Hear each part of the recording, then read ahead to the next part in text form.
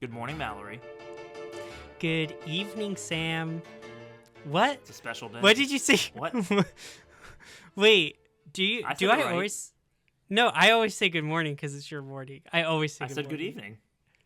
No, you say good morning. Play it back. No. Hey, editor, please play it back. Good morning, Mallory. Good morning, Mallory. Good morning, Mallory. This man is trying to gaslight me.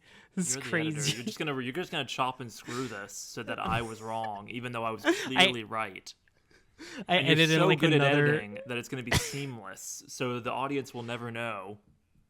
Yeah, I like lip match it to like another episode's like audio, just like you saying the wrong thing.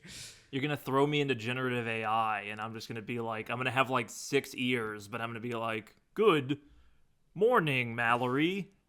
Spaghetti. I'm just gonna be, build a like, mesh of you and like motion capture you and like me so you can say whatever I want you to.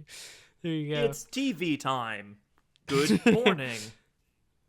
Sam, I got a big thing that I got to clear the air about. In the previous episode, I noticed like towards the end you said something about Michael Bay making a Skibbity movie, and I didn't react to it at all or say anything because I don't think I really like registered it. Like I definitely heard the words, but it didn't like click. Is that real or were you making a meme? I didn't look it up. No, I believe that is real. Which it doesn't sound like a meme. It's about a meme, but it is a real thing that's happening on this earth. Heaven has left us. We are we are descending into madness. We've been abandoned. Like we've been fully. The doors to heaven are over. closed, and the gates of hell are open. That's the thing. Like, I feel like at this point, and not to get too like religious controversial on this podcast, but like if you're in a religion where you're trying to get to heaven at this point, like the jig's up. Like you know, no one's getting in at this point. Like we're done for. Come on now. Do you not think you're already living in the end times? Do you not think the good people already got raptured if you're in Skibbity Toilet come in 2026? Michael Bay, Greta Sweeney, Thunberg. Greta Thunberg's on like a boat to Palestine to like save the day. Like she's the only one who's probably gonna like make it across the threshold. I don't even want to talk about that because I kind of feel like she might get killed, which is gonna be like really depressing. Yeah, it is. It's fucked up. No, I know. Listen, I'm not saying we shouldn't talk about it, but it's also like it's so up in the air when we're recording right now, and I'm just like, true. Oh man. Yeah, I'm gonna have to make a Greta on, Greta off edits. We could choose which. If you're here for the Rina Sawayama talk, welcome to Israel v. Palestine, part 27. Rina would want this. Rina's close. I mean, you know, she's trying, but we'll move past Rina because we're gonna talk a lot about her. But we'll episode. stay on Israel Palestine. That's what you're saying. We'll stay in that. That's really where our podcast thrives, is on like horrible like atrocities. Just human rights violations. Yeah, no, we're definitely qualified to be. Let's go back to South Sudan. Let's go back to World War II Poland. Like, let's really just dig in. What's going on in Ukraine? Ukraine. You know, how's it going there? Drone attacks, missiles. It's great. Siv, please rescue us by telling I me can't. what you've been watching this week. I can't. Our video is demonetized. No. Right-wing circles let's talk have about already Delta picked it up. We're on Fox News right now. We're not on Fox News. Piers Morgan does not care about what we have to say. Okay, Piers Morgan is like, why do they have to have pronouns in the bio? That bald dude who got mad at Starfield is like blowing a gasket. Like, it's over. Let's talk about Deltarune, and then they'll stop listening to us because they don't care about Deltarune, but all the gay people do, and the gay people will come back. Okay. Well, Mallory, you've ruined my life. I'll just say that to start with, because you pitched me Deltarune's chapters 1 and 2 a week or two ago, and I played them. I really, really liked them. I think I was looking back. I think this is my favorite pitch you've given. I think. Very high praise. Love it. It has entered my kingdom of heaven. How about that? Switch 2 came out this week. And I sat in 2 more lines, total of 3 now, because GameStop is a piece of shit, and I now have a Switch 2. and I have put about an hour and a half into Mario Kart World and 7 hours into Deltarune chapters not 3 and 4, but 1 and 2, getting myself a perfect save file, getting the eggs, beating Jevil, beating Spampton, beating Jevil, who is really hard. It took me Jevil's like 2.5 crazy. hours. The Devil's Knife, the Chaos. It's awful. Chaos. Yeah, I was like, when we did our original like Deltarune 1 and 2 episode, I was like, I've never like sincerely tried to beat the secret bosses. I've always given up on Jevil, and then like I never did even the quest for Spamton because it was kind of scary, if I'm being honest. And I was like, before we did that podcast, I'm like, let me like legitimately try and beat them. Could not do it. So I'm very impressed. Like it's some dedication for sure. That's Spamton awesome. only took me 2 tries. Jevil took me like 20. Wow. Like Jevil was very difficult because there's so much less equipment and healing items and like options in chapter 1, and I didn't set myself up very well. Chapter 2, I was like ready to go. I beat that spamware program like into the dirt. He wanted to be a friend. I cut his string. Very dramatic. Oof. I did pacifist both of them, but Chris does not allow you to take Spamton onto the team, which is very sad. Yeah. That's crazy though. I'm very glad, because I do remember when you were talking about like the Switch. Like originally, I was being like, "Oh, we gotta play Deltarunes like 3 and 4 as soon as like the Switch comes out," and you kind of being like, "Oh, but I'm gonna want to play Mario Kart." I'm like, "Sam, Deltarune is coming out. Like you don't understand," but like you didn't understand because you hadn't played it, and I'm very glad to hear that. Yeah, look at that. There you are. It's right there. I'm glad that it's taken over so much that you would go back on 1 and 2. I'm like, all right, he's in there. He's in the zone. He's got it. Well, I find like boss runs to be very satisfying. We've talked about Dark Souls for like 3 weeks now, and Demon's Souls, but the gameplay is satisfying, but it's so much better in Deltarune than in Undertale in terms of like there's so many more permutations. Like I like that turn-based plus bullet hell a lot more. And so while I never did actually go and finish my No Mercy run in Undertale or my Pacifist run, Deltarune has its hooks in me, especially with the story stuff too. Definitely. Yeah, no, it's like it allows you, like there's a layer of strategy on everything, and like it lets you can be like more creative in like your approach, I feel like, which is definitely fun. And yeah, I think I'm curious, how do you feel about like no hit runs? Because like this community is very no, like psychopath. No. People do that shit like, in Dark Souls too. It's like, no, get out of here. It's not worth it at all. Yeah, I'm not into like as I've just said, I cannot even beat these bosses, so like I'm not even close to that. But yeah, I was curious to ask a like official licensed gamer like where you're at. You could beat Spamton, I'm pretty sure. Yeah, I should try harder. I think because of how difficult Jevil was, I definitely spent more time on that, and it was so off-putting that I was like. But yeah, I'm more now fixated because my week has been just playing chapters 3 and 4. I'm now fixated on a secret boss from one of those chapters that I'm like, I've got to beat it. So that's whenever we do chapters 3 and 4, I'm like determined to try and defeat the secret boss by then. But I have dipped my toe into chapter 3. Yes. I played it for about an hour last night, and it is deranged. As always, my throat fails me. Whenever I need it most. I have dipped my toe into chapter 3, and it is deranged, is what I would say. It's absolutely crazy. I think like the jump in like, you know, Toby Fox actually having like a bigger team to like work with and everything like throughout these chapters, like the production value shows like it's really. They're going out of the box for what you expect from this like little RPG maker game for certain. Cannot recommend these games enough, but I will try to limit any kind of spoiler discussion because like a lot of people are still playing it or getting to playing it because there's a lot of meat on the bone. There's a lot to go through these like 2 new chapters for certain.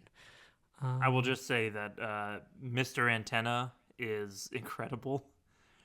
Yes. And the mix of art assets in what I've seen so far is it's a lot to take in a way that I think is just like incredibly charming. But beyond all Yeah. that, I've still had a huge week. I have so many things to Yes. talk about. This week I started my ultra marathon program, so you're going to get sleep deprived Sam for the next 16 weeks, which is bad. I feel horrible. I'm in so much pain. I went camping. I went to the movie theater 3 times, and through all of it, the soundtrack to my life was Sawayama. We'll get to that in a bit. Just yesterday, I went to the theater, and I saw something near and dear to this podcast's heart. I watched the first 3 episodes of Dawn to Dawn Season 2. What? Yeah, they did a theatrical screening of not quite the full arc that we were in the middle of in Season 1, but most of it. And I got to watch the first 3 episodes early. Hee hee hee. Where is this even? Can I watch this? I would assume it's available in Japan as well, but I don't know. God, I hate being stupid and not using any social media at all and just not knowing when stuff's coming out. It doesn't work very well for this media podcast that I'm running with my friend. Is like, oh man, that's crazy. I don't want to talk about it too much because people can't watch it yet, obviously, and also you haven't watched it and you haven't read the manga. I will say just high level impressions. They're doing this arc a ton of justice. That's good. I kind of flip back and forth on like manga versus anime. Like I love the manga dearly. It's one of my favorites of all time. And I love it for a lot of reasons that are exactly because it's a manga and what it does with paneling and how it handles dialogue and this and that. And the artwork is just incredible. This might be the first arc where I like the adaptation more than the manga, if that makes sense. I didn't finish it because they only showed the first 3 episodes, but it's really good. They didn't show the opening. I really wanted them to, and so I don't have that spoiled yet. But yeah, I imagine it's probably like in the works. Like I don't know, some of these it's openings, in the trailer. like, I think already. Like the song is it really? but not the visuals. Yeah. Is there a release date on season 2? Yeah, it comes out first week of July. No way! There's so much stuff coming out. But I think it's going to be weekly. Like the first season was weekly, so I don't. Maybe they'll do the first 3 episodes in one batch. I don't remember how they did it for season 1, but it is coming out very soon. It may come up again on this podcast, almost certainly. Yeah, I'm shocked. Like the Bear's coming out. This is coming out. Twice are dropping a new album. Like, it's crazy. All 3 of those things are similar. Yeah, no, absolutely. Just trying to get it on under the like. Don't they're tease dropping me with a bad time, you know. They're dropping their 4th album because they make mini albums all the time. It's their 4th full album. And the title's This Is For FOR. Sucks. Sucks is a bad title. It's not a good title for an album. Is it golf themed? What's going on there? No, it's just the number 4. There's a lot of hollowness in the Twice production line, I will say. You know, and I think the album titles, like, if you want to stare into that abyss, we're admitting the truth. We're speaking truth now. We're not like tied up in our fandom. This doesn't take away from like how beautiful and phenomenal these girls are. Okay, hollowness, you say? I'm just saying their albums are not very like about a thing. You know what I mean? Like they're Mallory, at least once a week, I've woken up humming "Alcohol Free," so you have ruined me in many ways. It's the song in the summer: champagne and wine. Tequila, margarita. Yay! It is on the running playlist. It is going to continue to haunt me throughout the year. So I live and die by this running playlist. It's got like 10 hours of music on it. Oh, music. Hold on. I sent you something earlier in the week. Unbeatable. Do you remember this trailer? That's a yes, obviously. I'm so scared. This is definitely a future pitch if it comes to a console that you own. Oh, Indie Game Unbeatable, yes, the video game trailer. where music is illegal and you do crimes. Yes, you said music, and it kind of threw me off because I thought it was gonna be like a movie or a music thing, an album. No, yes, Unbeatable. I remember. Yeah. Rhythm game, not generally my forte, but I saw this trailer like 3 years ago at like a state of play for Sony, I think, and it's so charming. The writing is like so pitch perfect immediately in like a 2-minute trailer that I was like, that looks like the best game of all time, just from a like themes and artwork and music and edge perspective. And it feels like a melding of you and I's worlds, where it's like indie video game, cool art style, and it has like some Scott Pilgrim vibes, and it's got like a punk aesthetic, and I'm just like, yeah, this is if you have a way to play it at some point when it comes out. It's not out yet. There's a demo, which I did play, but when it becomes possible to come out and you and I can play it, this will be an episode for sure, because it is super charming. It's unbeatable. I played the demo because I now have an access to a PS5, and it has that good indie game soundtrack vibe to it. I haven't been vibing with an indie game soundtrack this much since like River City Girls, which also has a great soundtrack, or like Chicory, which is another classic. I love indie game music often, and yeah, this is also going to be on the running playlist if it comes to Spotify, which unfortunately I have to use. Anywho, Unbeatable, really cool. Yeah, I was absolutely digging the vibe. I was like, I could get down on this. Is it PlayStation exclusive? Is that the catch? No, I think it's coming to all consoles, and I hope that means Switch 1 and 2. I think it does. Or PC at least, hopefully. The demo is PC and... Well, so you have a Mac, right? That's the other concern, because I also have a Mac, and Mac limits us pretty heavily when it comes to Steam games. The demo is on PC and PS5. So I haven't been able to play it, and it's been out for a few weeks, and I was like, I really want to play it. But then my friend loaned me his PS5, and I've been playing my stupid Demon Souls, but also Unbeatable. And so now I'm just like, yeah, rhythm games. I'm becoming a rhythm gamer. I'm becoming an indie creepypasta simulator gamer. Things are good. It's awesome. No, I'm all about rhythm games. Like I have said this a great many times, and nobody really listens to me or cares, but Lego Rock Band is among my top games, if not my favorite game of all time. I'm sorry? Wait, say Lego? Lego? Okay. This is the DS one, right? No, I played it. It was on I think we had it on Wii, actually, but it was probably on like Xbox and like PlayStation back then. But yeah, Lego Rock Band is awesome, and I love it, and it's really good, and I love rhythm games, and I love Rock Band, and it's fun, and I love Slow Ride from Guitar Hero because it's really funny. It's really funny that there's a song where it's like, take it easy, bam, bam, bam, bam. It's like so. Anyway, the easy mode song makes me laugh. There's a lot of this has a great Unbeatable has a great tutorial track where it's using a it's very like lo-fi hip hop sampling wise, where it's using a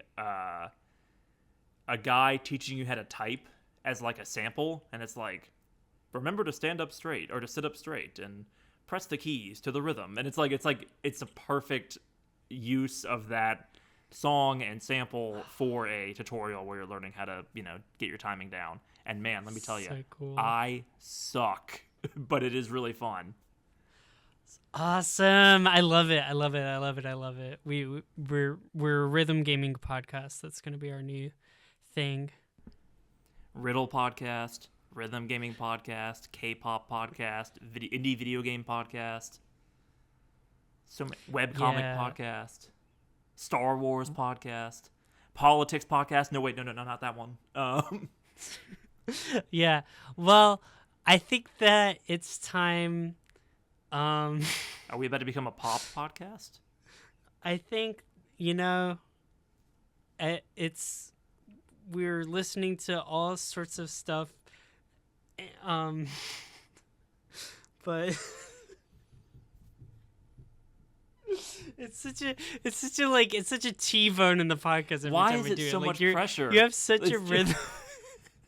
There's such a rhythm going, and I'm just like, hold on, everyone stop. Hold on.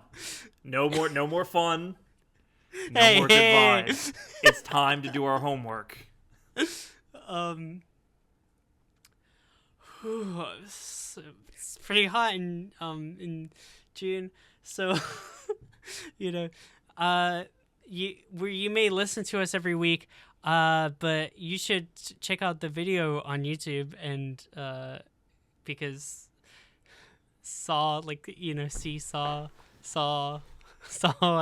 Sawayama, like that's not how you pronounce it, like Sawayama, it's not like Saw White because there's some Get people it out. Just Well, no, get it I mean, out. it's out. That's So- the transition? I had nothing. I was freaking out. I Oh, was losing it. brother. You can't get any worse. Like, I only the best for my queen. we're 24 episodes into this. What's going on? Here's the real thing is I refuse to think of them before the podcast starts. Occasionally I've thought of one before the podcast starts and I'm like, can't use that. It's gotta be in the moment. It kills the moment. It takes the moment into a back alley and beats it to death. What are you talking about? You having a moment there, slugger? Oh, it sounds like somebody's having a moment here.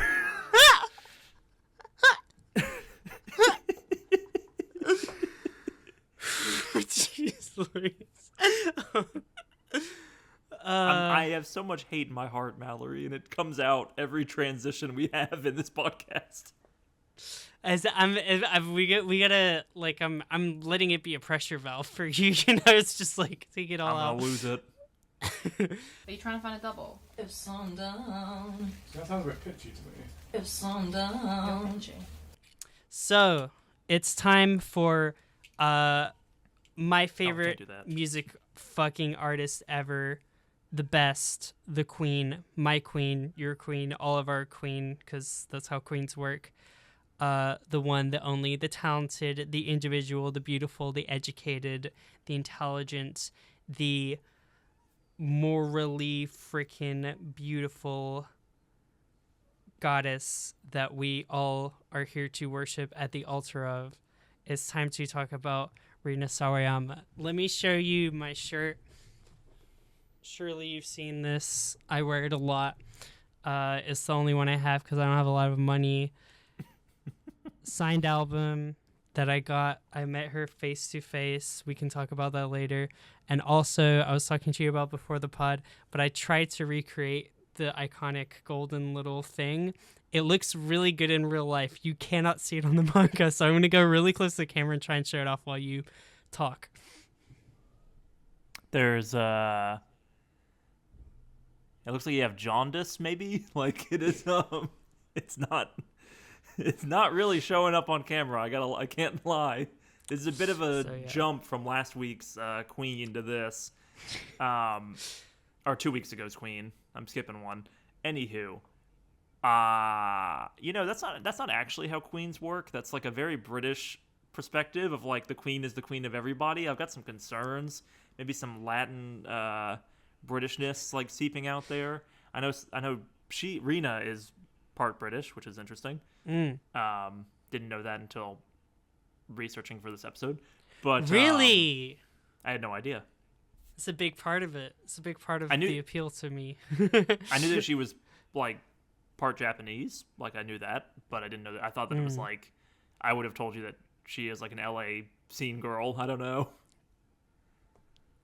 I mean, it was recorded, at least like the back half of it, or like the production was done in LA. So I mean, she's part of that community, at least like at this point for sure. But no, she's London babe. She's like I You don't know. sound I have like a lot you're of. from London.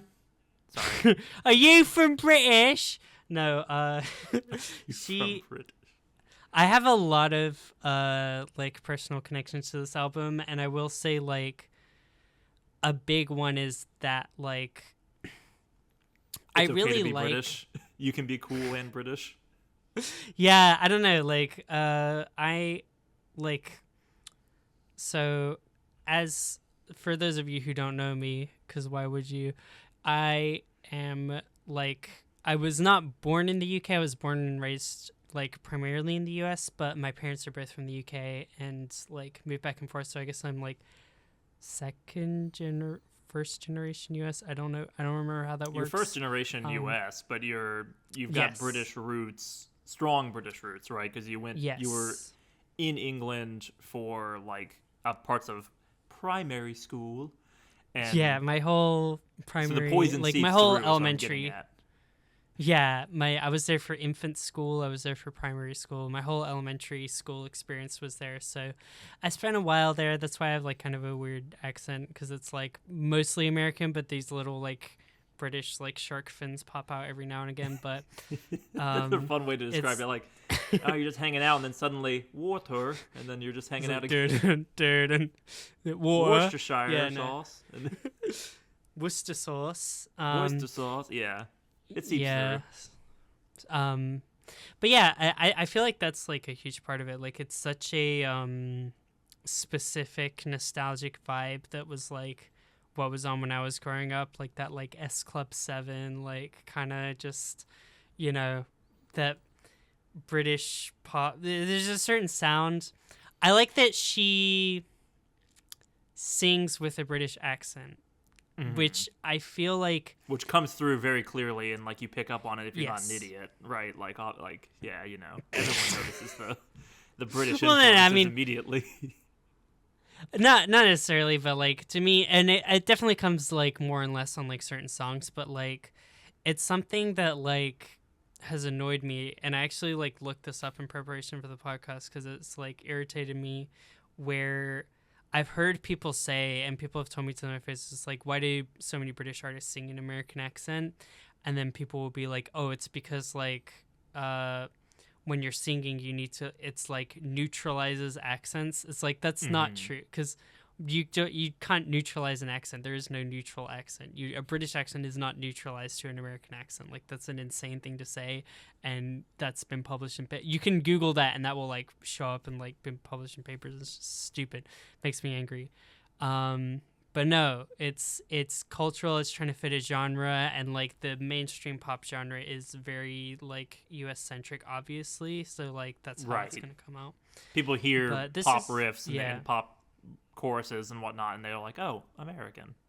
Yeah, and there's nothing wrong with that. Like, there's absolutely nothing wrong with like going to that. I just don't like the idea that that's the default or whatever. Like, that seems very strange. But this is some Britpop. This is this is some lovely, lovely Britpop. Sorry, I didn't mean to cut you off. No, go. I've been rambling for Clearly, few I seconds. don't listen to music very closely. At least pop music. I don't give it the time of day that I should, because I on a re-listen, like trying to like actually like absorb themes and ideas and culture or whatnot, I completely missed back in 2020 when I first heard this album all of the 2000s influence in terms of like, this is a Britney Spears album in a lot of ways, and I just completely missed that back then. The 2000s, like early 2000s pop, is a big blind spot for me in general. Like your Christinas, your Britneys, what have you. Like, it's just like, I wasn't really listening to music at that time. I was like 6 and had lame parents who didn't listen to good music. So I don't, it's definitely like a period of time that I don't have any nostalgia for or much affinity for, even though there's like great stuff there that I can recognize now as a living, breathing adult. But I still weirdly got a little nostalgic hearing some of these songs. Yeah, no, definitely. Like, I think the Britney Spears obviously was like the top of the food chain back in that day, and I feel like was like permeated like almost everything. Like I think even if you weren't like she wasn't on like the radio at your house at that time, like it comes up. I feel like for sure. I've been to some skate rinks. Okay, yeah.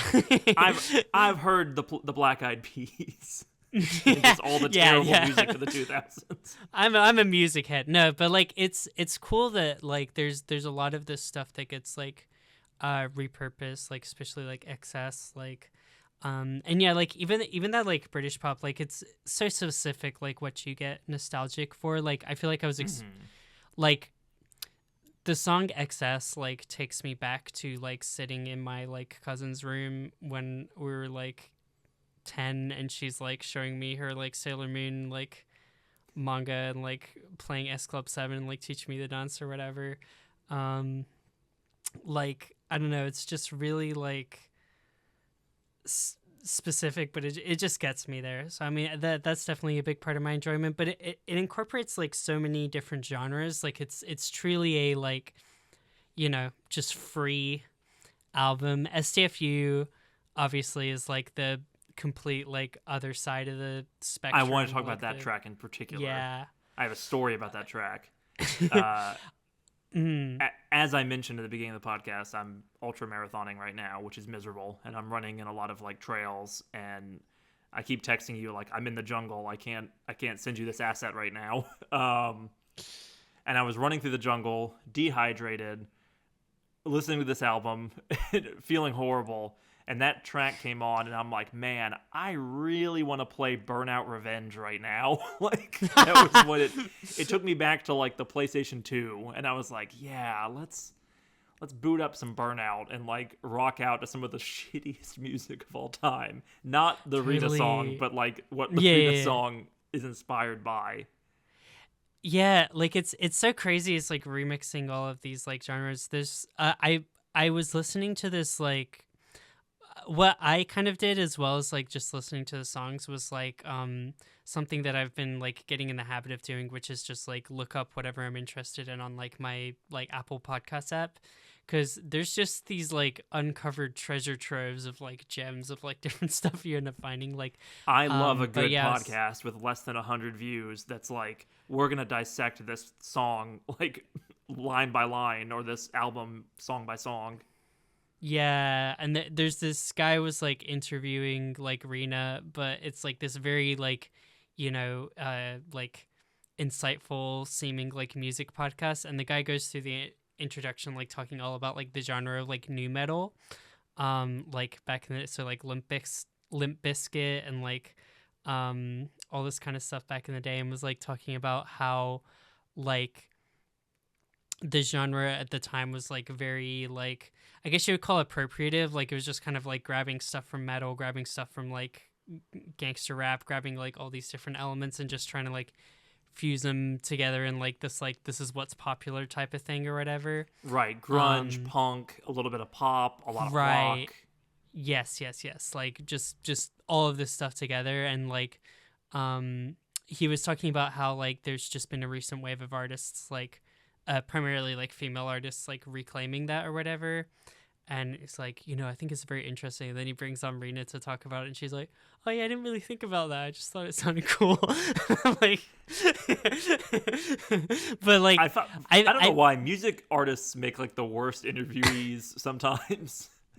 Yeah, she's great on like most stuff, but that was like that one thing where I felt more like he was like getting really in this like hole about it.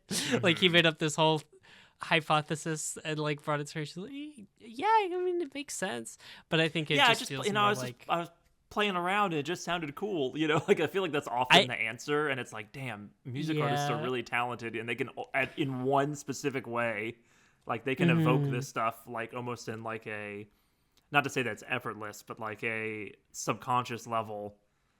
Yeah, that's the thing. It feels like subconscious, like because you can see. I also rewatched the. She has like these like making of kind of like documentary style videos about Sawayama on YouTube, which are really cool.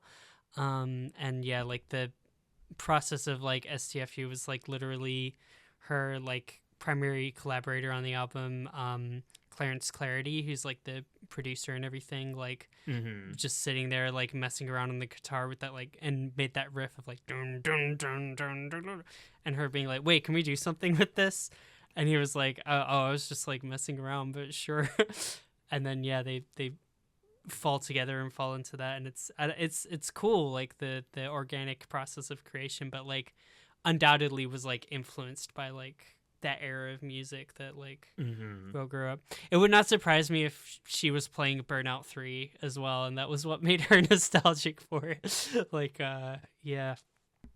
To be clear, Burnout 2 was Sorry. Sam's home. That's the only Burnout I've ever played. Burnout.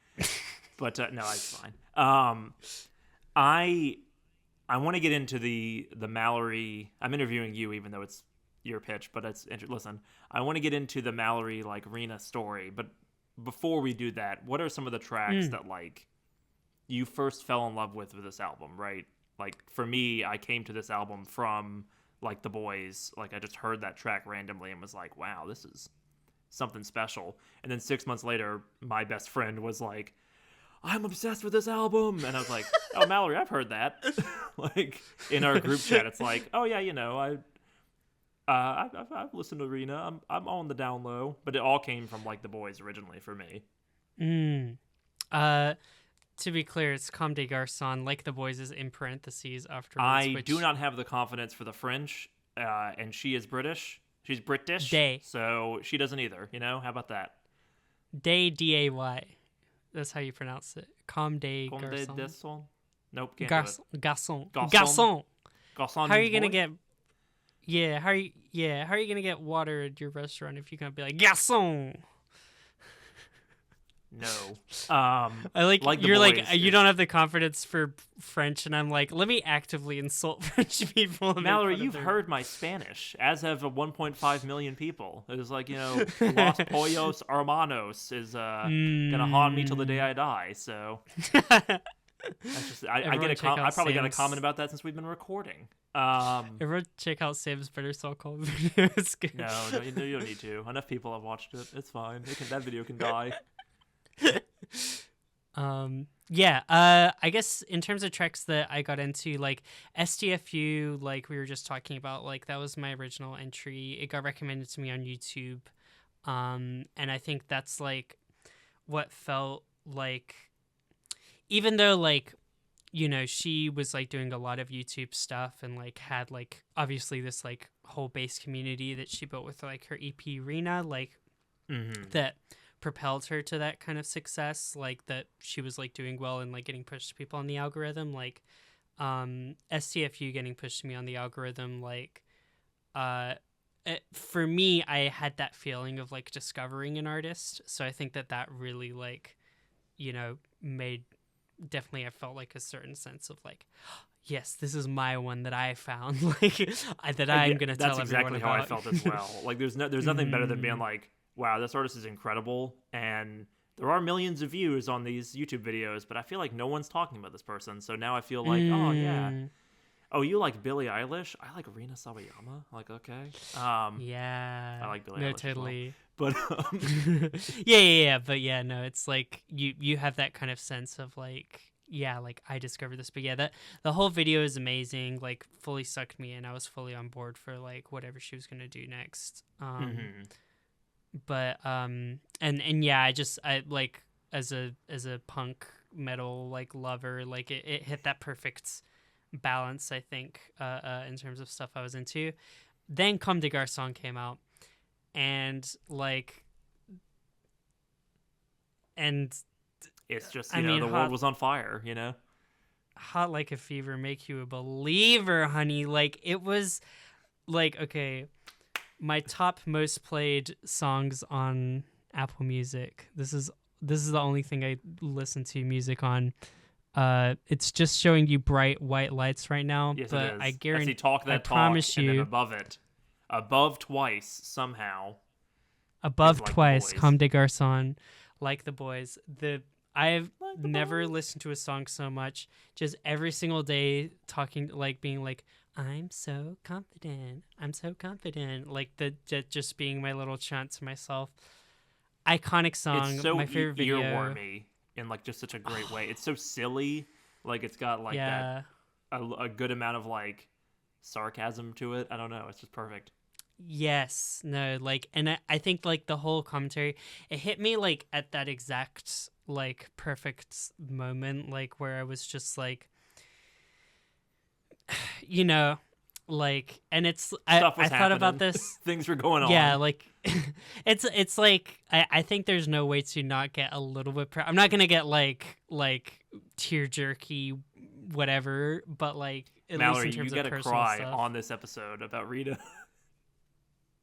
I mean if she wants me to cry, I'll cry, but I don't think she wants that for me. I think she wants me smiling and beaming. But yeah, like I think that like it hit me just at that perfect moment of like I was in a lot of gender turmoil, and it could have been anything that did it for me, but it was like the thing that really hit me of like The I think perfect I was storm. struggling a lot with I was really struggling with like this idea of like I think my kind of personality or how it had developed or grown is like I'm can be very like loud and kind of funny and boisterous, and like this like idea of like wanting to be more feminine and like transition and everything was like also very strong in my mind, and it felt like I have to kind of like become more demure. That's like the meme word. Right. Like I need to become more like repress things a little bit, be that good girl, soft and sexy. That's love me for me, which we can talk about later. But like felt like I just need to like kind of bottle it all up and be a little bit more like submissive and passive. And like I've certainly like transition like still struggled with like waves of that, but like this was like this thing that I saw that I was like, that is my like vision of gender. Like that's what I want to be. Basically, it was like Girls really like, can have it all, you know? yeah, and it's like her just subverting like all these like ideas of like toxic masculinity and confidence, like that. Like, what is it like? I woke up today to oh my god, to wash my fears away again. Like Again, that. Those yeah. lyrics hit me like to the core of like, yep, that's what I'm doing. But like, make it girl, make it femme, make it like that or whatever. I don't know. Really got me, and ever since then I've just been like, you know, off to the races. But yeah, that will always be my favorite Rina song. Mallory, I think you wanted to. to. Yeah. Oh yeah, a list would be good. Sure. No, yeah, others that jumped out. STFU, Comme des Garçons. Yay! Butchered that. You had it. Garçons.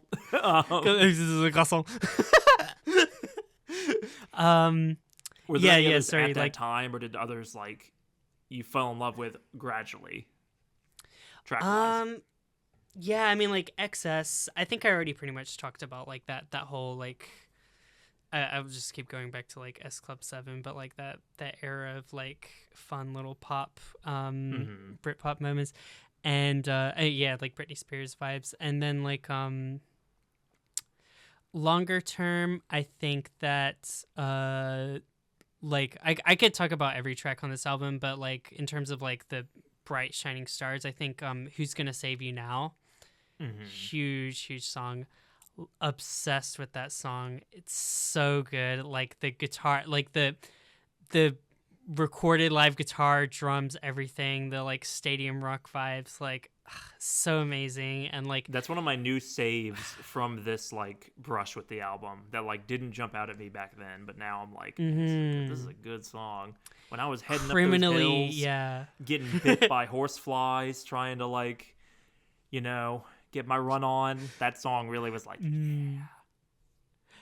yeah. No, I feel like gonna it's save you criminally underrated and underpromoted. Like not being a single off of the album, like the Pixels, that's Rina's fans, the you know, Sawayama heads in the audience certainly have heard it, but like I wish there was like a music video or something for it. It's so good. Like love that track. It's something that like kept coming up in like the interviews about it was how she specifically crafted it like in a way to make the listener feel like they were on stage and being chanted at, and like the one singing it like having that karaoke vibe of like, I'm the center of like the spotlight, and it was Right. crazy. It's a participatory like hearing, song. yes, and like it was so crazy hearing her say that, because like that was like how I had felt about the song and how I'd been enjoying it for like years at that point, and like hearing that she specifically designed it so that you would feel like that, I was like, this is something else. This album I is something understand. else. As someone who's Ugh. been still listening to like hundreds of hours of Tony Gilroy talk, anytime he says, yes, the Empire is fascist, I just go, whoa! Like, confirmation. Yeah, no, it's it feels good to dig into the trenches of artists you like and be like, yeah, they do get it. They do get the thing they made that then I get, that then they get. It's great. Yeah, like the connection was successful. Like what was needed to be communicated was communicated. But yeah, Mallory, those I are want to my talk about Paradise. shining stars. Yeah, let's talk about. Go ahead, the floor is yours. It's really good. That's all I got. It's that Yay! that's where the nostalgia is like in full force, right? Where it's talking about like MSN Messenger and like it's so playful and it's so silly. Like some of these more ballady songs on this album are a lot more serious than I remember in terms of like the emotion. And then Paradise is just really fun.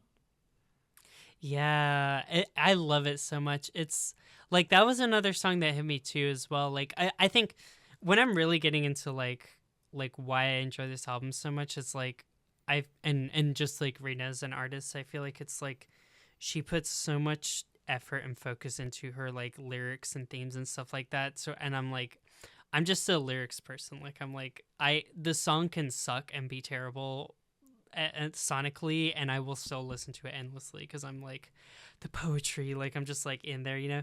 Paradise and slaps. Like I love the just It's a bop. Yeah, and it does sound good. Like not to say that it doesn't sound good, but like I don't need the sound. Like I'm here for the words.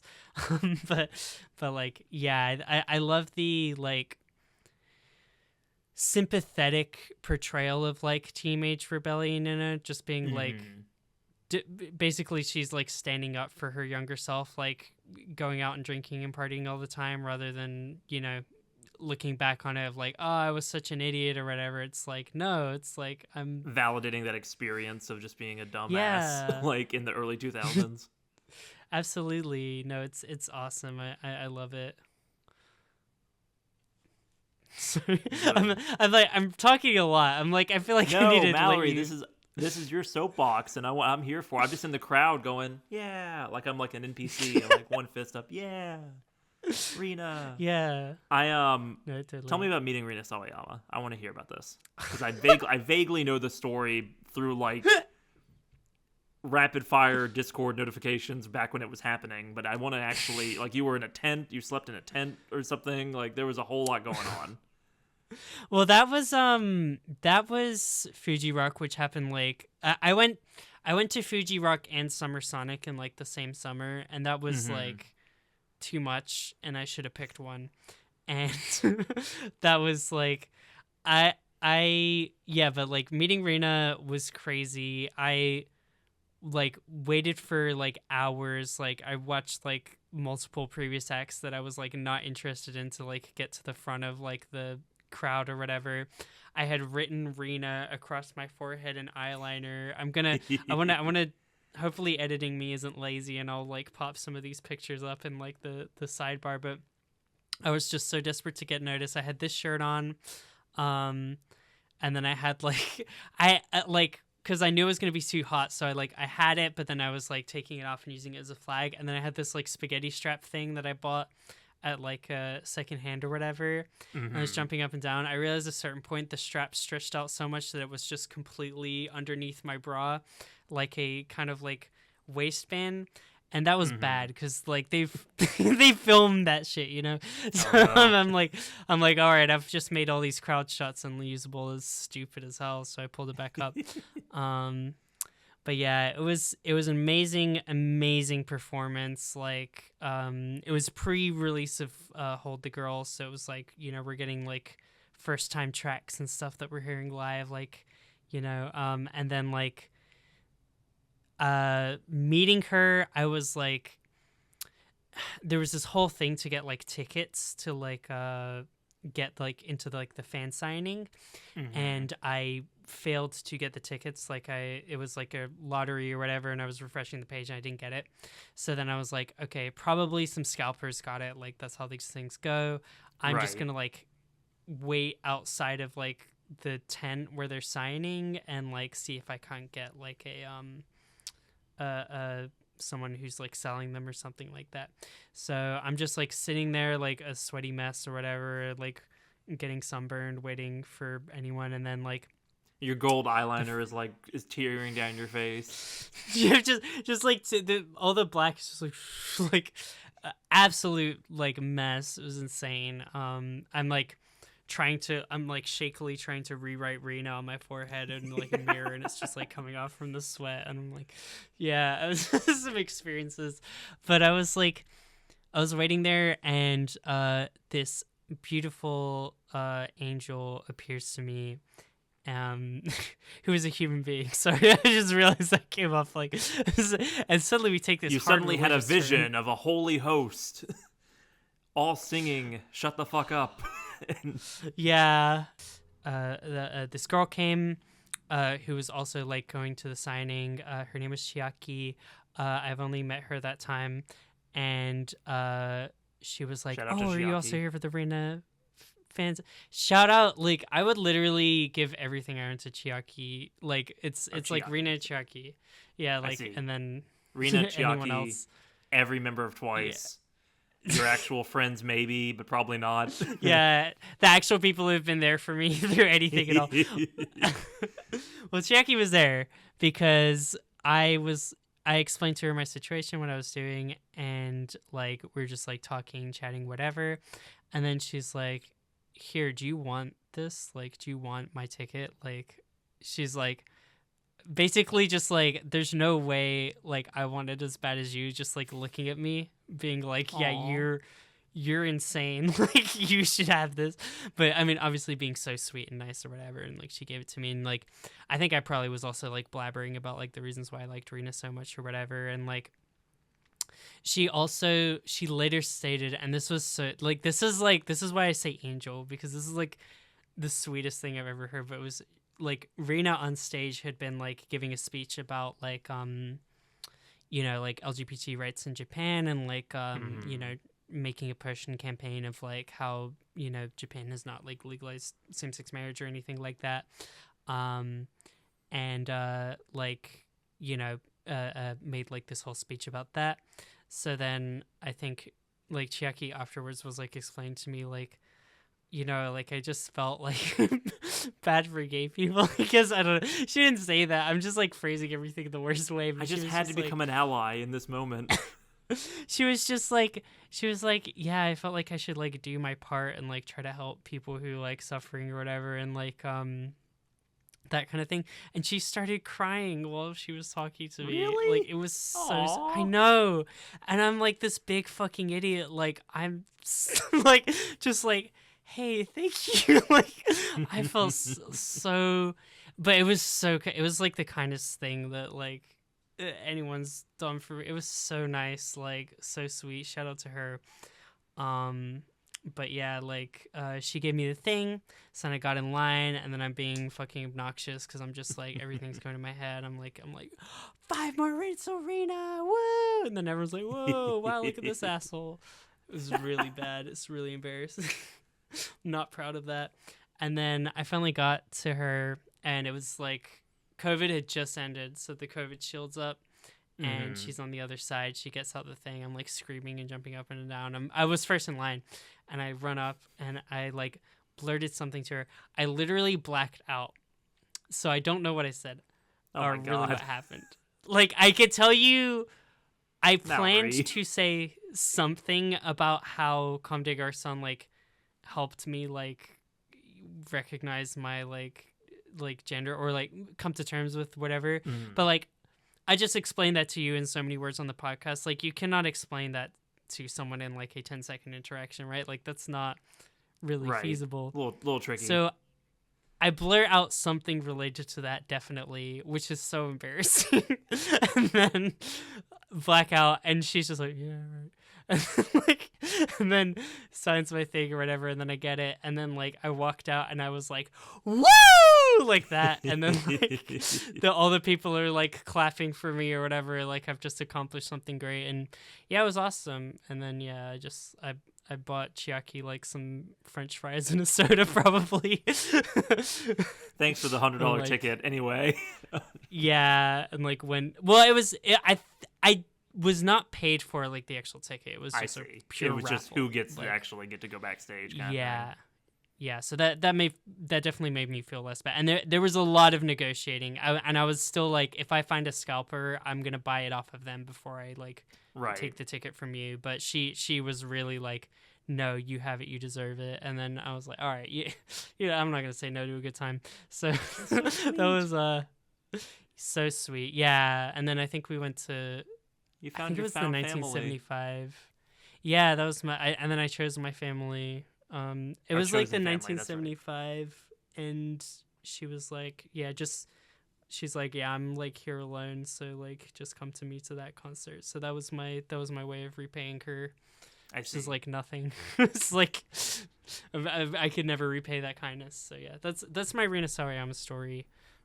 Thank you to Rina for inspiring Chiaki. Thank you to Chiaki for being inspired, and thank you to me for winning. Being a mess. Being your true self. Being a disaster. No, that's awesome. Man, so crazy. I don't think I've ever loved a music artist as much as you love Rina Sawayama. It's crazy. I truly, and it's like, it's interesting to me because like you would think Lady Gaga would have done it for me. I don't know what it is. Like everything's there for like me to be like just gung ho about Lady Gaga. And don't get me wrong, I love Lady Gaga, but like for whatever reason, Rina just like got me like exactly where it is. She's so smart. She's so cool. Her lyrics are so good. There's an edginess to Rina Sawayama that I think is what cuts through for me compared to like a Lady Gaga.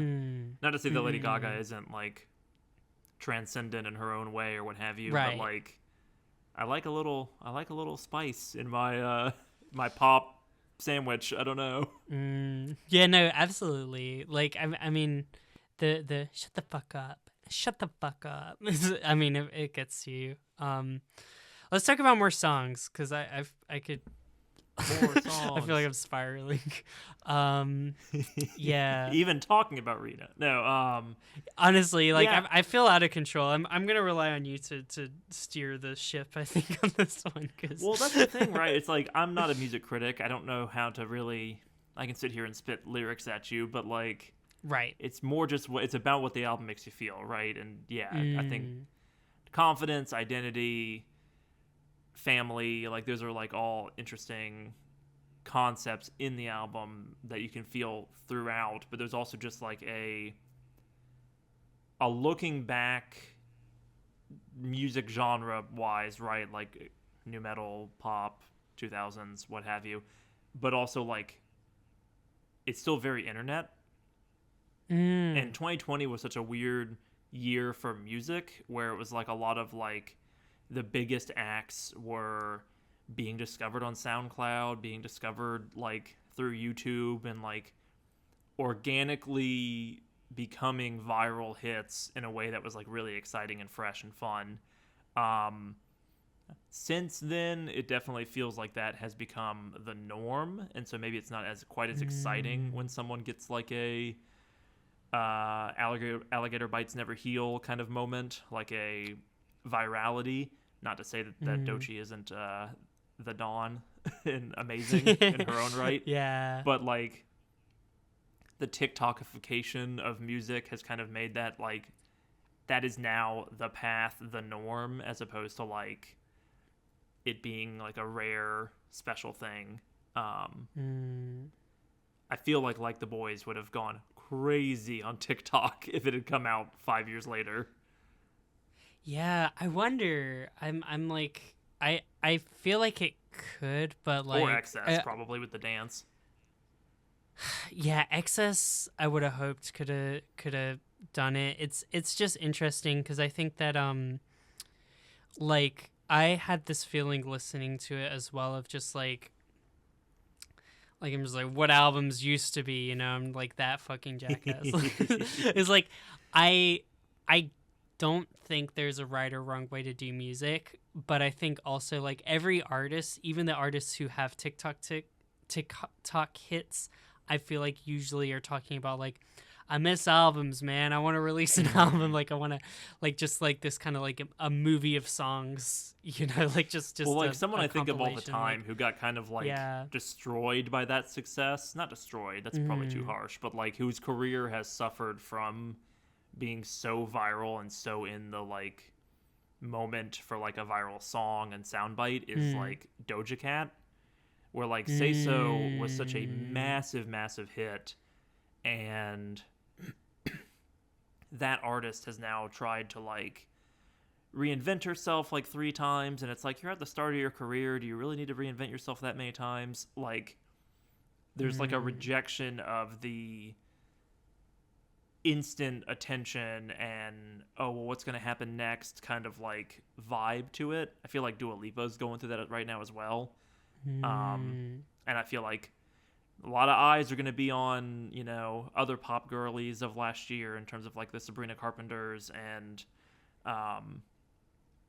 Chappell Roans of the world. Yeah, like it's really hard to live up to something like this, going like so stratospherically popular based on like 1 or 2 tracks.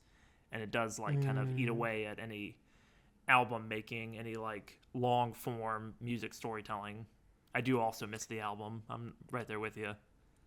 Yeah, and like also music videos, I think like even more so than albums, like I'm so passionate about music videos. Like that is like, I like when an artist puts like legit bona fide effort into their music videos and they're adding like a bunch to the song with it, like I go insane. And like, yeah, I love Rina's music videos. Like they hit so good, especially this era. Like I don't know. I feel it like makes a lot me feel of that good. energy. This is a non-researched, just like observation. I feel like a lot of that energy these days is directed towards the tour and like the tour aesthetic, like the Sabrina Carpenter Short and Sweet, right? Like I feel like all the viral moments from like that album and that like blow up is from like her having like costume changes on stage and giving like this very like sequin aesthetic to like her music. And I gotta wonder if artists are more interested in doing that in a tour as opposed to in a music video, because they're promoting the thing that actually makes them money. Like artists make money through touring, they don't make money through streams, and there is no like album or CD sales to account for anymore. So it's like, yeah, a lot of that energy seems to be going towards like the live performance aspect. Like Taylor Swift obviously just like had the world like in a stranglehold for 18 months going on like this massive world tour, right?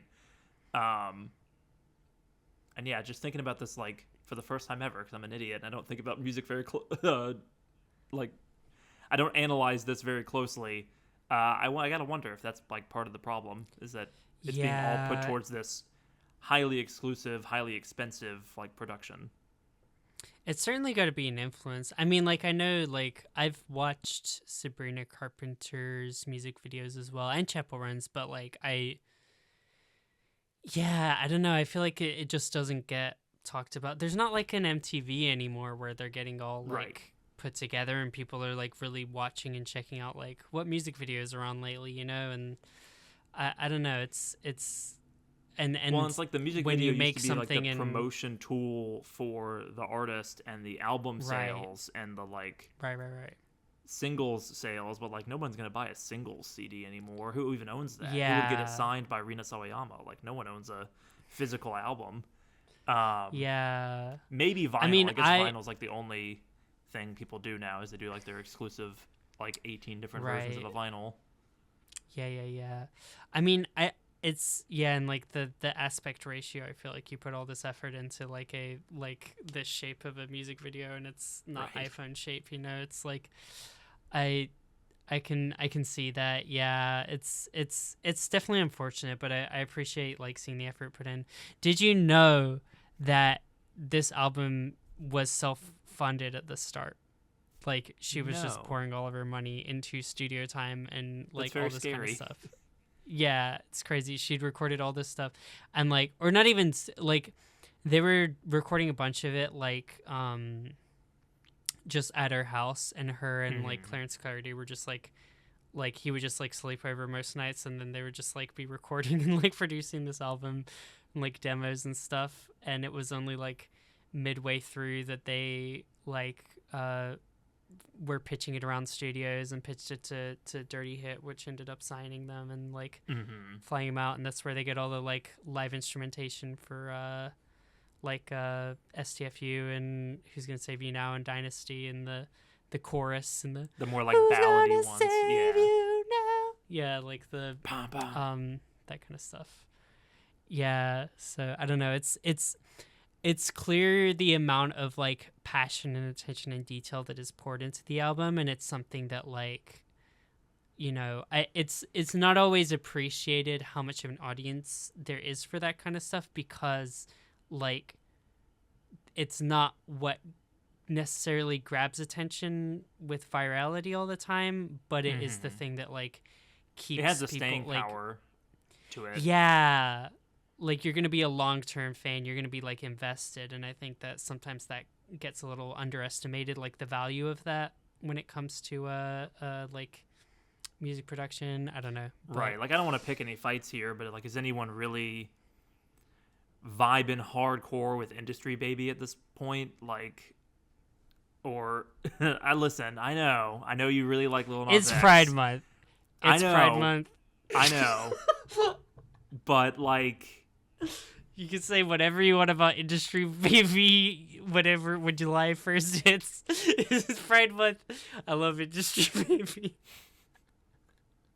I would say that like I would prefer like a full project that feels cohesive with I see. Lil Nas Oh, X you mean like the output. album? Yeah. I mean like the in the chase for the single, the album has kind of fallen away. I mean, Montero the album. We'll get to that on this podcast, but I know what you mean. Like the like I know the what EP you more. I know what you are talking about, but like, you know, at the end of the day, yeah, it is something that can get sacrificed along the way. I feel like there was another fun fact I wanted to share about this album, and I'm trying to remember it. By all means. Is that apparently they were in talks with like a really big label, and then she showed them STFU, and that ended the talks. The talks stopped because of STFU. That's pretty legendary. That's pretty rock and roll. I like that a lot. Like that was literally just like they were just like, I don't like this song. Executives have bad taste in music. More at 11. Yeah. And they were already like signing stuff. Like they were already like in process. And yeah, they were like, not this one. It's a cool. bad word. Yeah. Well, it's challenging power. Like a literal song about microaggressions. That's crazy. How do you make a song about microaggressions? I feel like that is another thing that I appreciate so much about this album, Rina, in general, is that there's not like love songs on it really. Like it's even the ones that are like kind of love song coded aren't really about that. Like it's like, I don't know. We're covering a lot of topics that like it feels very refreshing and like very like, I don't know. There's songs like I'm feeling certain things and like there's no other albums I can really go to but Rina. Sometimes I'm like, there you go. That's very good. Like a bad friend, kind of like stuff like that. Yeah, I will say, in terms of getting into other tracks, Bad Friend is good. It's of them. It's like a little heavy-handed with like the lyric, or like there's not enough like layers between like it's pretty literal, I guess. Right. In terms of what they're singing about. I feel that way about Dynasty as well. Is that like a controversial take? I love Dynasty, but This is a maybe that's the minefield of a music conversation. production. If I go, I don't like this track as much. And Mallory goes, well, I redefined my entire 2022 from that track. And it's like, okay, well. I'm just so mean about my opinions. No, I think that's a fair take on Dynasty. Like, I personally really, really enjoy it. But like that could be the musicality of it, because I think that's the other thing with Bad Friend is I'm not like crazy about what they're doing. Like, it's a little flat, I guess, compared to like Dynasty. Like, I don't know, the things that I remember about Dynasty is like the guitar and the I'm not gonna. I'm try sure it and hit goes that note, crazy but you know what I'm talking live. Like, I could imagine that Yeah. being a really good live track. It's a good opener, like the yeah, no, it's nice. But yeah, I understand what you mean. It can like err on the like literal side. There's a couple songs like that on the album, for sure, unfortunately. But you know, when it hits, it hits. Love Me For Me is cool. What do you think of Love Me For Me? That was one of the ones I found a little less memorable, I would say. I think it's I like the part where it goes, woo, gonna love me for me. But yeah, it's not. But also, she apparently, like, everyone was fighting with her because she said, like, everyone except me thinks that this should be on the album, and I feel like it's like too. Oh, she doesn't like that song. Yeah, she was like, I don't know if I should put this on the album, and everyone's like, no, you need to put this on the album. Like, you need to have some kind of self-love. But I don't know, she I think from her interviews, like, I really got a lot of just like anxious, like depressed intellectual more so than necessarily comes off in some of her songs. And I think that like that track was maybe a little hard for her to stomach necessarily, but like other people were like, you gotta have that core of like self-love somewhere on the album. Right. But yeah. Snakeskin. Oh, did you catch the Final Fantasy reference? No. I've never played I didn't a know Final about Fantasy. this. You know. Oh, yes. I do know the chest opening noise. Yeah, so that peppered I in never there? realized this. That's in Snakeskin. It's like like a snakeskin, like I a see. snakeskin. That's some nerdy shit, let me tell you. It's crazy. I did not realize that. Yeah. We've hit most of the tracks. We haven't mentioned Akasaka Sad. Akasaka Sad. Yeah. I think Akasaka Sad and Tokyo Love Hotel. Mm-hmm. And maybe Those Chosen are Family. probably the two that we haven't really covered. We haven't talked a bunch about Chosen Family, but it's good. Queer ballad. It's fun. Pride Month. Yeah. I think I think that is another one for me that falls a little bit on the side of like It's a the little lyrics are a little literal. heavy-handed, but Yeah. it's sweet. It's still sweet, and I love the version with Elton John. That makes me very emotional, I think, like seeing them sing together. You told me that like this week, and I definitely paid more attention to the song because of that, and it is very tender. I could see it meaning a lot to people who have lived experiences that I don't have, but I'm like, this is really sweet.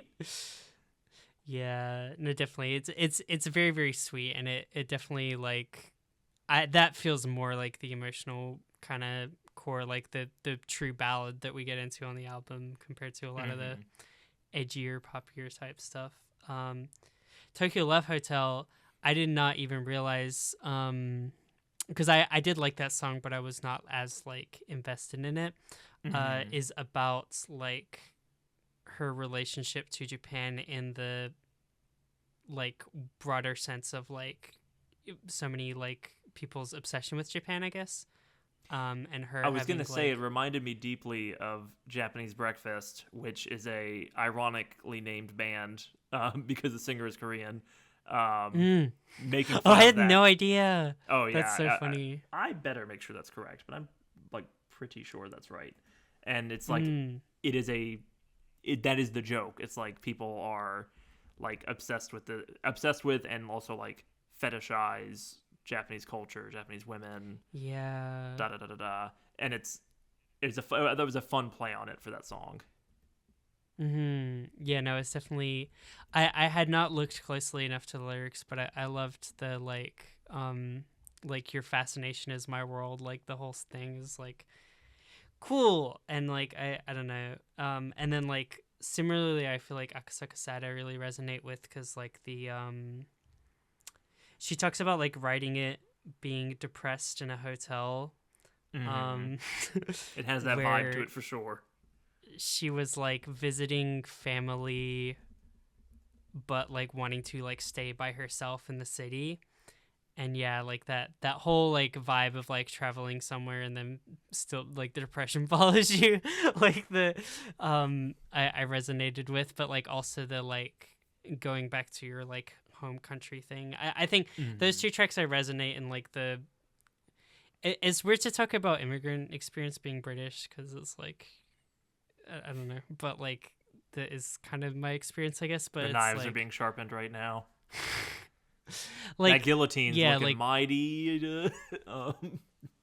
It's obviously a lot of stuff is different about my experience, but like the experience of like people being very fixated on your home country and then having this weird relationship with like being I've been bullied at for it a on high one school side lunch and table then where people go, say something British.